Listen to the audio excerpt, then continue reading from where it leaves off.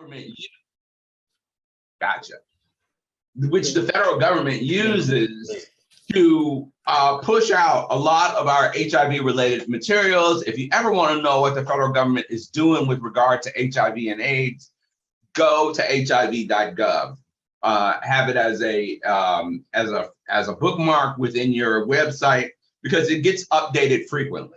So you'll sometimes see videos from me talking about what's happening across the federal government. You'll hear from other government leaders about different programs, grants that are out there, all the rest of it. But hiv.gov also has the National HIV/AIDS Strategy, which includes its new vision, goals, identification of our priority populations, where I'm going to spend the most time talking with you all this morning, as well as indicators of progress so we can hold ourselves as a nation accountable. And this strategy is not just a federal strategy because the federal government can't do this alone. It takes the academic institutions, the faith-based organizations, it takes the private sector all involved in trying to end the HIV epidemic. This is a new vision for the National HIV/AIDS Strategy that is reflective of what we want to see in the United States. It also is reflective of the Biden-Harris administration values.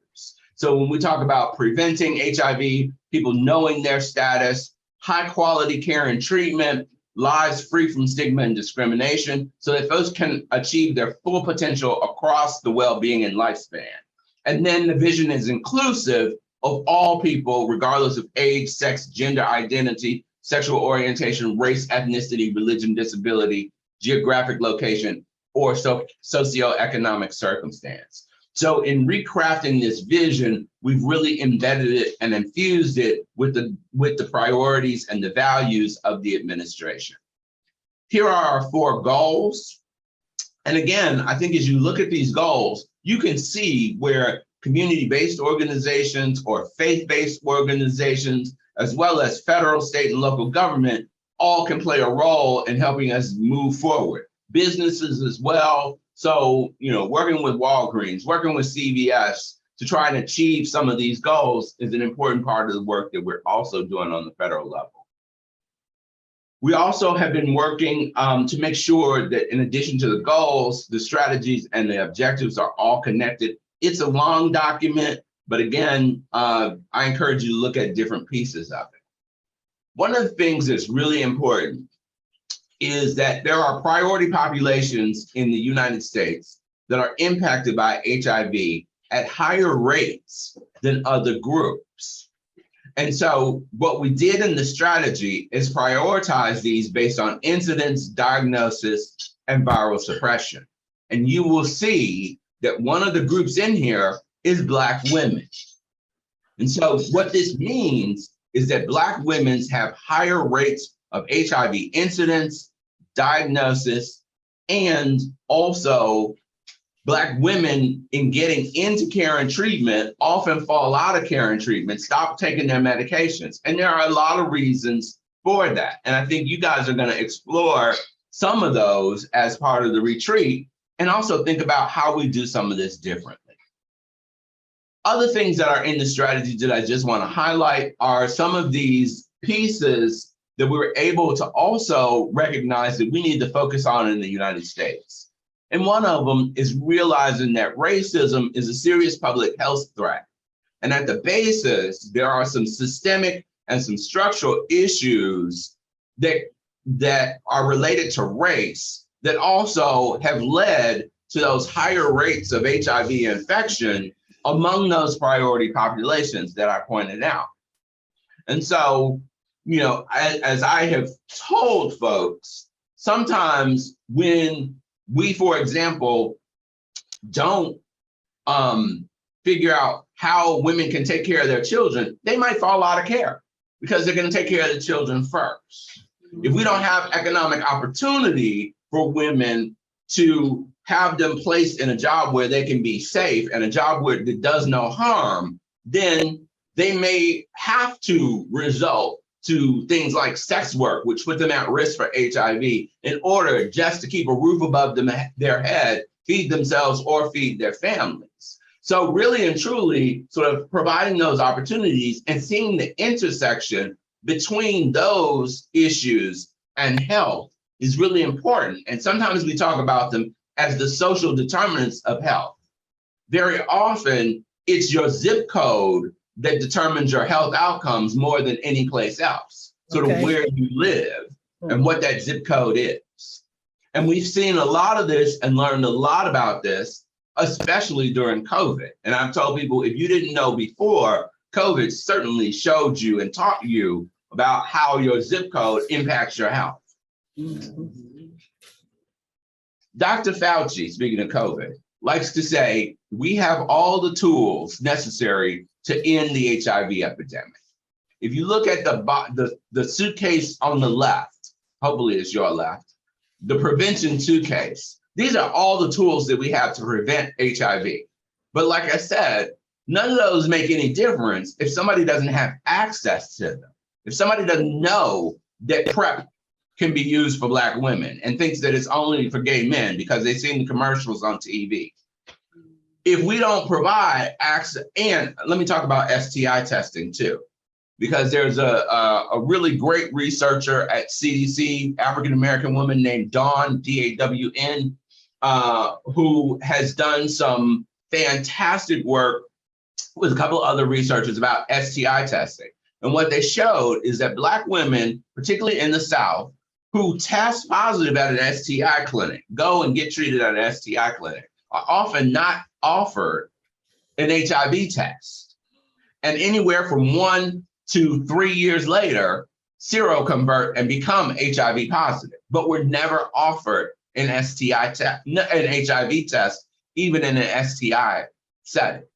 So again, that's a great opportunity to not only treat them for that STI, HIV test them, and then get them on PrEP. I'll talk a little bit more about that as well. On the treatment side, treatment is evolving fast. At the conference in Montreal, we heard a lot about injectable treatment. Somebody can come in, get a shot, not have to take a pill for 30, 60 days. We're getting up to 90 days long for the shot. So think about it. Once every 3 months, coming in 4 times a year, getting your shot, and it's a wrap. Don't have to think about taking your medication, all the rest of it, which, can be challenging for a whole lot of different reasons. So we're coming a long way when it comes in terms of treatment and prevention. But with these tools in the toolbox, they mean nothing if we don't have awareness and access and easy ways to get to those tools. And we struggle with that, I think, when it comes to women in a lot of different places across the country, Ohio definitely being one of them. The other thing that we need to think more about is a status neutral approach to HIV prevention and care and treatment services. And I'm going to break this down a little bit for you because it is something that you think, why don't we have this? But it goes back to what I was saying about we've created systems and structures that were really meant to keep people out and not keep people in. This is a very simple concept of there should be no wrong door to an HIV test. So testing, we know, is a powerful tool and can set somebody on a pathway to either getting HIV prevention on the left side of this screen, which includes condoms, syringe services, access to PrEP, harm reduction, ways to stay negative. But it's got to start with a test.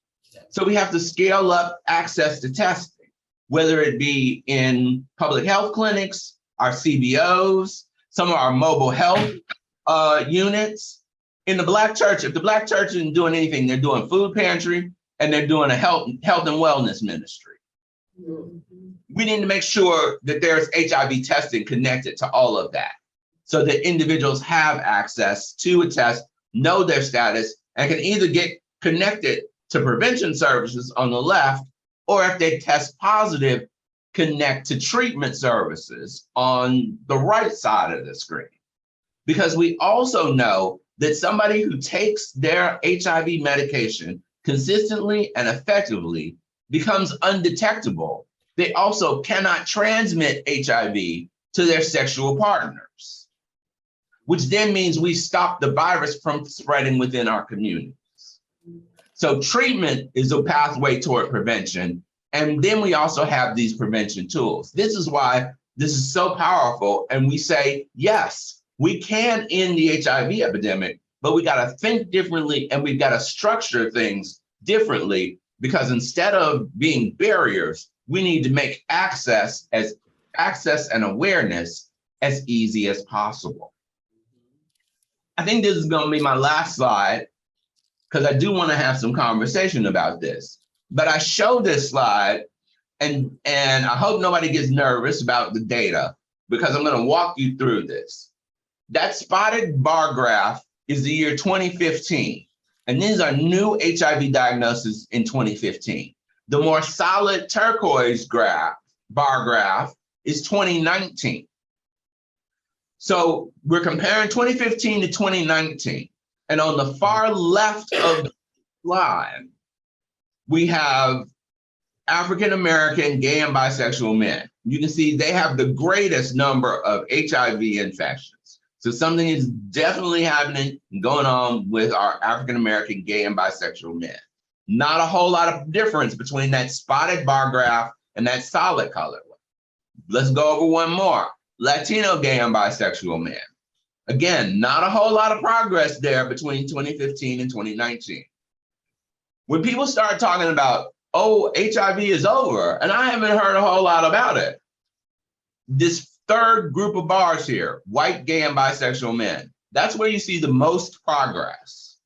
So don't be fooled when people are saying HIV is over, or I haven't heard a whole lot about it.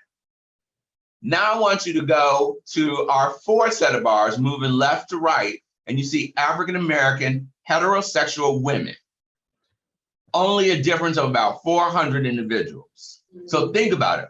We're talking about the United States, Puerto Rico, and Washington, D.C., only 400. It's been the decrease between 2015 to 2019. That's 4 years. That's an average of only 100. So we have to do better here, real fast. The other thing that I'm going to show you is, let's move over one more group of bars here and look at people who inject drugs. With this particular group, we're going the wrong direction. And some of this is due to the opioid epidemic. Some of it is also stimulants, because one of the things I've also got to get my federal colleagues to realize is people who use drugs just don't use one drug. You can use whatever is available, and sometimes whatever is cheapest. So it might be alcohol and opioids. It might be opioids and meth. I learned in Los Angeles that some homeless women who use opioids will use opioids during the day and meth to stay awake at night, just for safety reasons, and because it's also available. So we have polydrug use, but the way we often think about it in our federal and state programs, we think about it and fund it very categorically in like one drug. So we're going to do this for alcohol. We're going to do this and fund this for marijuana. We're going to do this for opioids. We're going to do this for crystal meth, but you can't mix the two funding streams. So we've got to break that apart and stop that and really think about the realities of what's happening on the ground. And speaking of the realities of what's on the ground, that brings me to our conversation that we were having on the streets of Montreal, which was really about the challenges of reaching and engaging Black women as part of the work. And what I had shared on the streets, I gotta watch how I say that. What I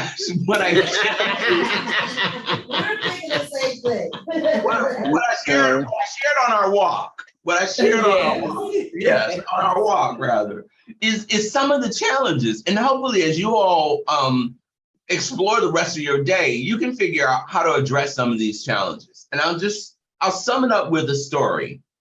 When I was working for the Office of the Assistant Secretary, we wanted to do a national program for PrEP, HIV prevention medications, focusing and targeting Black women, because many Black women don't know that PrEP is available. They don't think it's for them.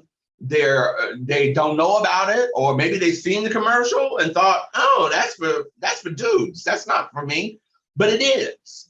And so we thought, let's do this campaign, and let's do a campaign using real women who are on PrEP. So we went to some PrEP providers across the country and said, hey, we want to, feature some women in a national campaign and get them to do this. So they were like, great, terrific. So we had scheduled the photo shoot, and we were doing some of this during COVID, and we couldn't get anybody. And I was like, but I'm going to PrEP programs. I'm trying to figure this out. And what I later came to know, because some women pulled me aside and they said, Harold, here's what your challenge is. So yes, there are women who are using PrEP, but some of them don't want their business to be out there like that. You're asking them to be the face of a national campaign. They're going to be on billboards and on the side of buses and, on federal websites saying, I'm using PrEP. And when you break that down, especially, we were trying to target it in the South, where the HIV rates are some of the highest. And it was like, you're coming up against culture, gender norms. You are coming up against religiosity. For some women to be able to be on the side of a bus saying, I'm taking PrEP, that means I'm having sex, Harold. I may not want everybody to know that. And it was an aha moment for me and the federal team. But what we struggle with is, how do we break through that?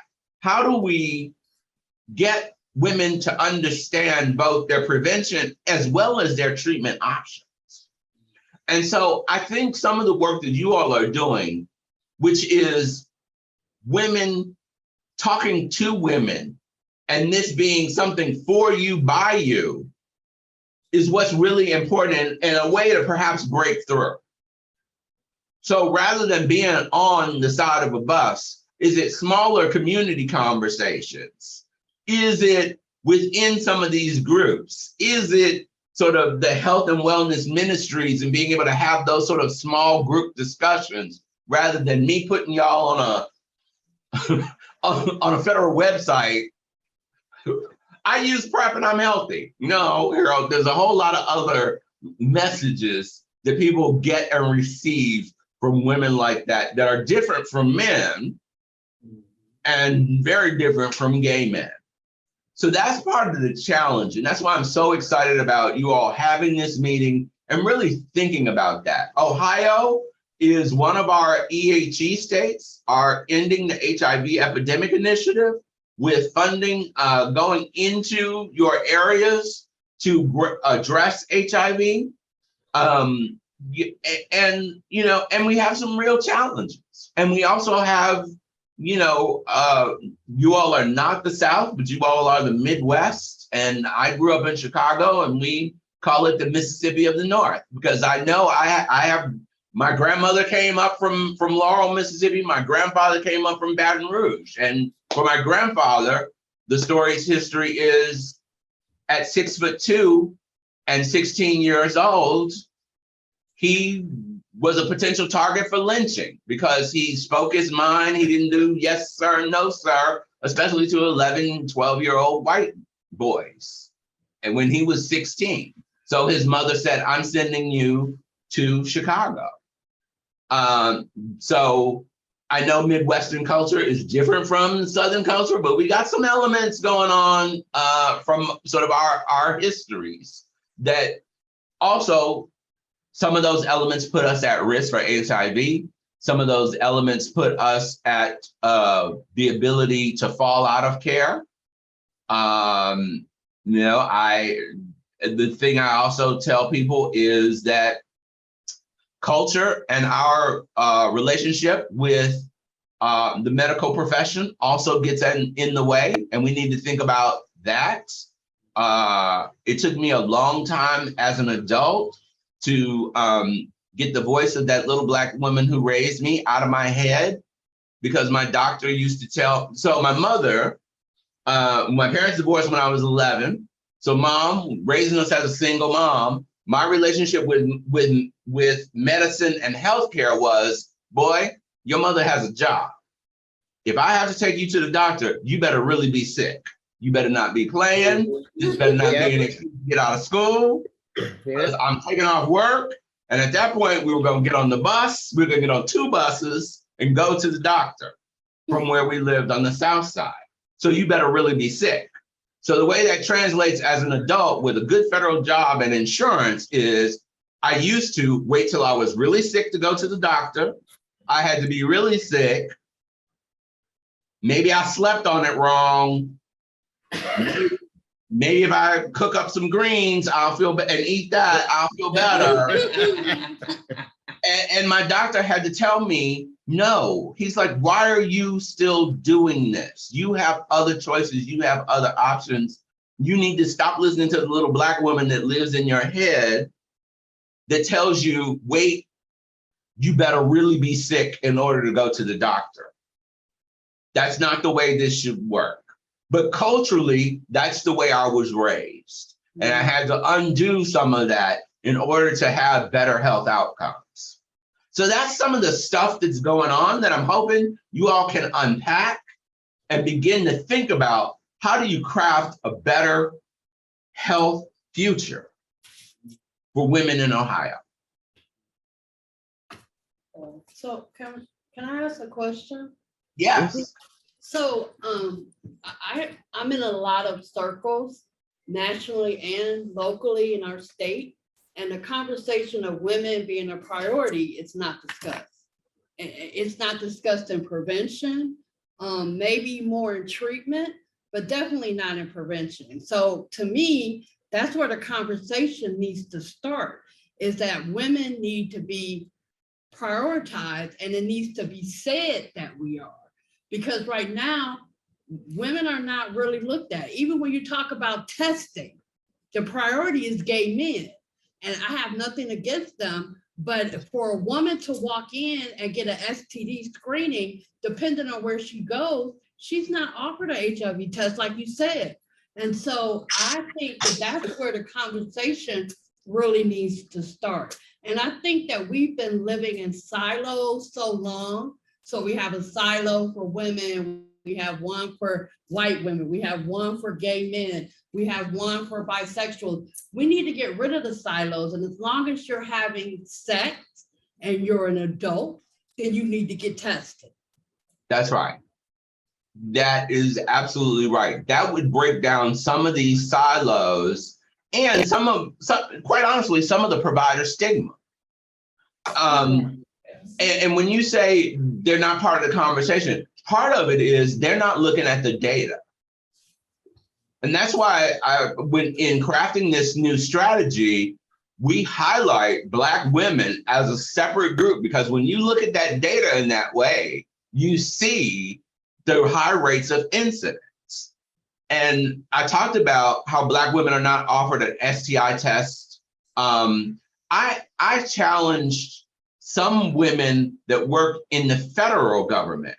I said, when was the last time you were offered an HIV test at your doctor's appointment? And then ask them why. And I said, I want to know by the next staff meeting. Next time at the staff meeting, I'm going to ask some of you all, because I did first ask them, when are some of you all going to the doctor for your next primary care appointment? Someone raised their hand. I said, okay, I want you to know whether or not you're offered an HIV test, because we do this work. Who are we talking about? You know, when we're doing this work in the HIV/AIDS Bureau at HHS, who are we talking about? We're talking about some of us. So go find out. They came back and they were like, oh my God, Harold. The doctor, one woman was told, again, some of these doctors know where these women work too. So that's what cracked me up, that the doctors were so bold that they would say this to them, knowing where they worked. You've been an old married woman. I don't know why you would need an HIV test. Yeah. Wow. Yeah. Wow. Wow. I believe it. Another one said, oh, I didn't think you were sleeping around like that. See? Oh. They wouldn't say that to a man, though. Right. Well, I would hope not. But well, and so they were shocked. And I said, this is what's happening in our communities. I'm like, y'all got good federal government insurance. And this is what your doctors are saying. Imagine what the other doctors are saying out here. Right. This is why we have these, I call them missed opportunities. We have missed opportunities to both inform the community and then provide the right service. Absolutely. So hopefully you all can think about some of that and begin to tease it out. Is it an awareness campaign in some way? Is it sort of working with physicians or, telling Black women, you have the right to an HIV test? Mhm. I mean, one of the things I've tried to advocate for is just making it part of routine reproductive health care.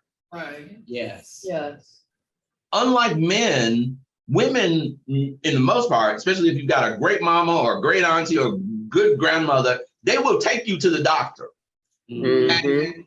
and do that with you and train you on what that appointment is supposed to look like for gynecological care and reproductive care.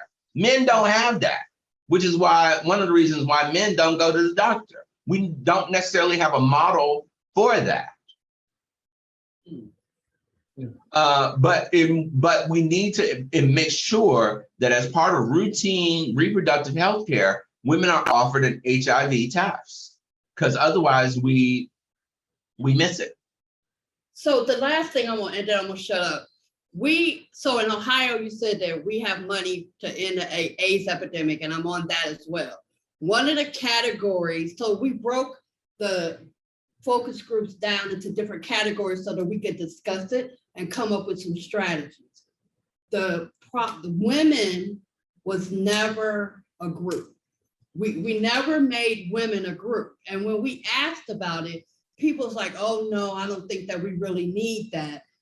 So all the groups that we have, we don't have one strictly for women that women could have talked about. And now that you said that, when I go back, I'm gonna call Kate Shoemaker, because that's the person from ODH, and I'm gonna ask her that we need to do it, because December, we're supposed to have our goals and everything all set up.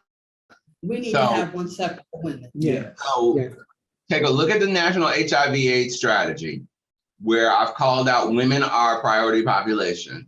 And I've known Kate Shoemaker for years. You tell her, we met with Harold Phillips, who talked about the fact that women are a priority population. And I want to know why women are not a priority population for us here in Ohio. That's right. And I'm so here's the written document from Washington that says women, Black women in particular, are a priority population. And like you said, many people, if you haven't looked at this data, you don't know. Right. So I'm not ashamed to tell this example, and she hasn't told me stop telling it. But on World AIDS Day, I was in the West Wing with Susan Rice, who's my boss, former ambassador, who oversees all of the Domestic Policy Council. Black woman, extremely smart. God, so smart, it's scary smart sometimes. Like I'm scared sometimes to be in a meeting with her. But we're in her office getting ready to prepare to brief the president for World AIDS Day and his speech, and I showed you the picture. But hours before that, I'm in Susan's office and she's doing like a final review of the strategy and the day and the events. And she said to me specifically, what is going on with Black women? I didn't know this before. And I started talking to her about the factors and all the rest of it and some of the things that are happening in our community. And she was like, And I said, and so it puts Black women at risk. And then I said, and then Black women getting access to care. I said, and so, I said, many of these women are out here doing the best they can. And so going to the doctor or taking their medication isn't necessarily the first thing on their mind. And if they don't have the support to do that, and especially if they're not out about their status, then they don't have family or friends or sister friends to help them take that medication or remember to take that medication. I said, so it's all of those things that are all wrapped up in HIV that we got to unpack and figure out, how do we make this easier? And she was like, okay, I get it. But not having the opportunity to both look at that data, stop and ask questions, and then think about what's driving this. Interesting. Very, very. We've got a lot of work ahead of us. It's a lot of work, but I think we can do it. I mean, I got it too. we have models for how this can be done. And I think you all having that the community conversations that you all are having really and truly, I think, do help. One of the things that I have seen that has worked in Africa, and I know I'm over time with you all, but you know, You're good. we had funded a program in Zambia, and it was for young girls, sort of coming young high school age girls, because in Africa, like many places around the world, the onset of sexual debut and sexual activity starts earlier. And so some of the girls had been both born with HIV, others were HIV negative, but we started an after school program for them that also included a community, not a community, but they started also gardening so that they would have vegetables and stuff to be able to sell at the market. It taught the girls economics, it taught them business, and it was an opportunity where they created like this sisterhood of HIV positive and negative girls together who were encouraging each other to either take their PrEP or to take your HIV medications. That hadn't been done before, but you know, what I told people was there's a value in the way we create community that supports each other, and women have done this for centuries. So is there a way that we can do this in the United States around some of our HIV goals? That's one thing to think about. Is there some way to turn that into a fundable program where we are creating this community of women who are supporting each other, whether it be negative or whether it be positive? Because it worked in Zambia. That's great. I love to hear, this is Tina. I love to hear that. And I'm writing that down as a challenge. One of the things that I was gonna say to you while thanking you for being with us today is to give us a challenge us for something so that we can bring that forward in our group here at Women We Think for a Change. And if you don't have something right now off the top of your head, that's wonderful. Just, you know, contact me and communicate about that and give us a challenge. Challenge us as women to help you in helping us. I think a couple of things just based on our conversation. One, Kate, who runs the Ohio State HIV program, we need to figure out why women are not included as a priority population. And if they are, what are we doing? I would say also, if she's got questions, there's the National HIV/AIDS Strategy, but I would also say, look at your Ohio data, because I bet your Ohio data looks just like the national data. Yeah, while gay men might be at the top, guess who's in second place? Yes. It does. And this is a race we don't necessarily want to win. So second place, we're not trying to get a ribbon here, but we definitely need to do something about it, right? I would say the third thing, so we want to know why they're on a priority population, or if they are, sort of what are we doing about it? And then I think the ideas that you all generate about what could be done, I think that's part of the challenge. I think we present those to the EHE planning body, to our Ryan White planning body. We present them also to Kate as we're thinking about, you know, these activities are not necessarily the right ones.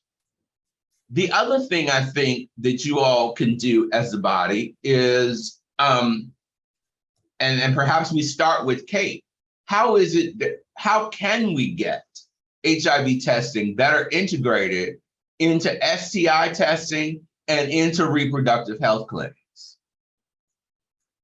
If y'all can do that, so that women, again, there's no wrong door, and we're talking a status neutral approach where women are connected to these services. That's a win-win. The other win that I think could also be a benefit, and it's also something we've talked about on the national level, but I think is a harder hill to climb, but I'll throw it out there, is in some of our substance use disorder clinics and our domestic violence shelters. Mhm. Those women who have been in bad situations also need to have access to testing, prevention, care, and treatment. And so for that would take new partnerships with some of those entities, but those are the places and spaces where women are showing up and may not be aware of their status. Mhm. I also think that we should, all of us belong to churches, or at least a lot of us do. And we should approach our pastors, because they all have Women's Day programs. They all have programs that women, that's another way to get in touch with women from maybe not necessarily domestic violence, but still they need, because they don't think that they think they're immune That's to right. STIs and HIV, because a lot of them, again, are married. And so their doctors may not prescribe for them to do that. But I think that it's a way, especially if you have a progressive pastor, to introduce it into a lot of churches, because that's another avenue for women. I don't think that we should, if a billboard works, we should do that. If a conversation with your pastor does it, you should do it. We should have more than one avenue to get in. So, I mean, there's many doors for women and access to women. And so you got to do all of them. You can't just do one or a few. You got to do them all, because then you're going to get the most bang for your buck. At least that's what I believe. You and I think the same way. People are multidimensional. And when you think about, where we sort of intersect, whether it be church or school or work or my neighborhood or my card playing group, whatever it is, there are all these different intersections. And I think part of the challenge on the federal government level is we think one dimensional and we fund one dimensional and don't realize that people are operating in lots of different spaces. My mother, who I talked a little bit about, she's gotten off of the health and wellness ministry. And you're right, they used to do sort of a Women's Day. And because of the work that I do, she would call up the health department and ask them to bring the mobile van to the women's wellness fair. So that in addition to cholesterol, blood pressure screening, they were also there doing HIV tests, passing out information as well. And so, like I said, churches are a great avenue for this. The other thing I have learned is that many pastors, very unexpectedly too, I would say in some regard, are also willing to talk about HIV prevention, because some have been progressive, but some have been realistic about the fact that my congregation is having sex. And so, That's right.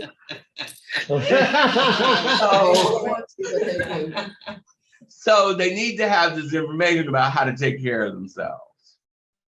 And so they have invited conversations about PrEP and about condom use, starting with the point like delayed sex and having sex in marriage is the ideal. But if y'all not going to be ideal, realistically, here are ways to take care of yourself. And so that had been refreshing to sort of hear and to realize.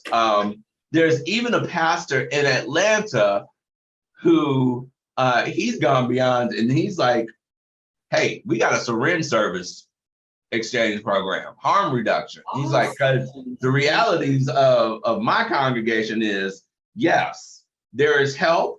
He says, but if I can give them what they need to be healthy, maybe I can get them off drugs eventually. That's right. Exactly. And I was like, okay, Pastor, good, yeah. And so he's been doing that very successfully as well in Atlanta. So I'm gonna just say this, and then I'm gonna shut up for real. No. I know I'm not, but But I think. Y'all supposed to be talking all day. I know, but I think too that a problem that we have, and I'm just gonna say this, is that we try to create these programs and then think that they're gonna work with people. Instead of bringing the people who we're trying to reach to the table and Mhm. say, what do you think? How should we do this? Yes. We create the programs first, and that's back Mhm. Right. to me. And so I think that if women are brought to the table, even at a national level, ones who want to be involved that way, and then it can trickle down to the states and down to the Ryan White program. But we need to start somewhere, and there needs to be a real conversation, because I was diagnosed in 92. Mhm. And from 92 till now, I've seen so many women who have joined the ranks of being positive that probably shouldn't have and wouldn't have if we had had things in place. And I know that everything happens for a reason, but we've got to stop this somewhere. We've got to find a way to stop it. And if we don't have these conversations real and hard and honest, we're not going to stop this epidemic at all. We're Right. just not. Right. And Right. and piggybacking on what Naima just said, we need to be at the table to help do all these different things. Yeah. And I know it's so hard for women to be at the table. So, May I- a lot of times it is difficult for women to be at the table, Yes, but they we make still it need hard, to yeah. include women. We need to be included, and they gotta find a way to make it, help women be at the table. Yes. Yeah. May I also interject? I am Francesca, I'm a trans woman, but I'm also part of this group. And one thing I often say is this, is all of the marketing, when you walk in the doctor's office, the same gender loving men, showing men's faces. You don't see women's faces. You don't see people being employed by these agencies, ASOs, unless someone has a college degree. And we have to change funding, because people living with HIV are most often high school graduates or less than. And we are High actually school sometimes. graduates. Olga. And if we don't have people in place and trans women, testing trans women who are positive, and we don't have positive people there whenever someone gets their HIV diagnosis, and that's coming from someone who is negative and telling them you're gonna have a great life. And you need people who people see who look like them, are Mhm. living with this Mhm. when they test positive, and you need people who can be doing testing, who are living with HIV, doing testing, and you need to be helping create jobs for them and removing barriers for those employment opportunities, because many of us aging with HIV are living on social security income because of disability, and we know it is hard living on that. So we need opportunities to be employed and be gainfully employed or part-time employed, working with ASOs. Instead of them telling us how to live, we need to be directing how the conversation goes. Okay, so Absolutely. let me, and we're getting close to time. I just want to make a statement, and then I want you to end with the statement that we talked about. But I just want to say, when we talk about the testing not being done at the reproductive clinics or the STI clinics, it brings back to, I'm also sit on a patient advisory board at UH. And we did have a lady that come in, white nurse, female nurse, and she she was going to join, but she wanted to come and see what we were doing prior to. And what she said to us, which really stuck with me, is her doctor told her she had been sick and she had been going through different testing and couldn't figure it out. Then, and for whatever reason, then they, at the end, they decided to do the HIV testing and found out she was HIV positive. And what she said was that, which kind of brought me to my story because, well, we'll get back to that. But anyway, what he told her was he didn't think to do that because she was an educated white woman, married, educated white woman, and he just didn't think that that would be a diagnosis for her. And that's why they didn't test her immediately. That was my And- story too. And so the same with myself, even though my skin was shedding and my hair was falling out and I was losing weight and I had every single symptom, it was only because when she gave me x-rays and all these different tests, but when she filled out the lab rec, her sloppy writing, the line went down into the HIV box, just the tip of it. And because the tip of the mark was in the HIV box is why they tested me. But other than that, with all those symptoms, she never thought to test me. So I think it is important that we talk to our providers. And if we're helping a loved one and we're going to the doctors with them, talk to those providers. But there's something needs to be done that's a standard. Yes. I remember when I worked in OBGYN, they made it a standard to test for STIs in the OBG clinic. So why not test for HIV as well as a standard test as you indicated? But what I would like the note for you to end on is we talked about disclosure and the reason to disclose. Oh, let me say one more thing. You said that it was a disability. HIV is not a disability. I want people to realize it's not a disability. It's just it's something I know. It's something that you normally say, just like handicapped, and they don't want you to use that word. It's just another idiosyncrasy, if you will. Social Security and for some. Well, for those persons, I understand that, but I don't want people to think about it. You have to do that to get what you need to get the resources that's offered to you. Exactly. They want to make you disabled. So they want to use those terminologies. I just prefer not to use the terminology, but could you please end on the note that we spoke about on disclosure? I did audio tape it, but here you are in the flesh. So could you just say it in the flesh? I'm gonna try to remember that. So these were a lot of really good points in this discussion. And I know you guys are gonna have a fantastic day. Just a couple of things before I do the disclosure piece. Transgender women are also a priority population. You might not have seen that when I put up the slide that talked about priority populations, but they are as well. The data shows disproportionate HIV infection rates among that population. And like you said, hiring from the population you're trying to serve is one of the best ways to get them into care and make them awareness. People need to see people that look like them in order to understand and feel comfortable and also realize that HIV is no longer a death sentence.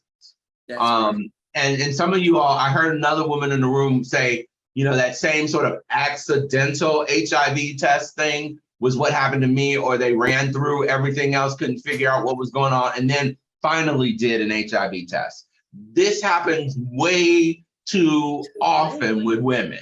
This story that you all are telling in this room, I have heard it many, many times. And it doesn't matter, it seems no matter what part of the country that I'm in, this is happening. And some of the excuses for why these physicians are not making HIV testing routine, we've also shared. So hopefully you all can tackle that as part of your call to action. Mhm. The other thing that we talked about during our walk in Montreal was disclosure. I disclosed to you all that I'm a person living with HIV. I think this week it will probably, I think if I've got my dates correct, well, almost, it's been 17 years as of last week. Thank you. And hopefully I'm using that diagnosis to make a difference and do something impactful. But, you know, and I was, as we were on our walk and I was telling this story, you know, even though it's been 17 years for me, I had been working in HIV since 1992. And so I told a friend of mine, I said, this wasn't supposed to happen to me, you know, how do I even disclose?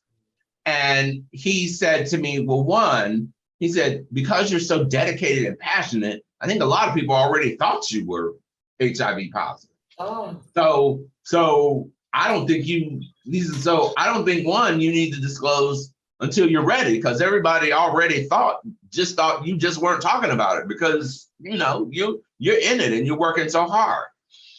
And that was okay for a while. But then I also ran into another friend who said, here's some principles to use when disclosing.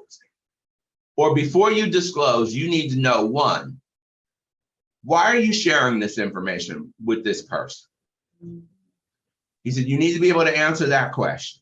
He said, then the second question is, what you need them to do with this information once they get it. If you can't answer that question, you don't disclose. And then the third question that you need to put before them is, what do I need from you now that you know this information? So first, you need to know, why am I telling you this now? Two, what do I want you to do with this information? And three, what do I need from you now that you know this information? And he said, and if you can't answer those three questions, then you don't need to disclose. And so for today, I'm telling you all, I disclosed to you all because I knew that there were other positive women in that room, and that you all needed to know that there's somebody in the White House that is positive like you all, who is trying to work and make a difference nationally. And you all are trying to work and make a difference there in Ohio. And I want you to take that information and I want you to use that and empower yourselves when somebody tells you no, when it seems like things are not going the right way. And then what I need you all to do is take those actions that we talked about so that we can build and create a better day for other women and other Black men coming up behind us all.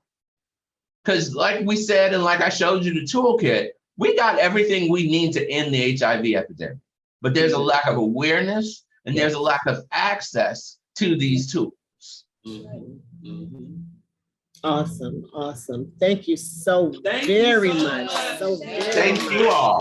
Thank you all. You all enjoy the rest of the day.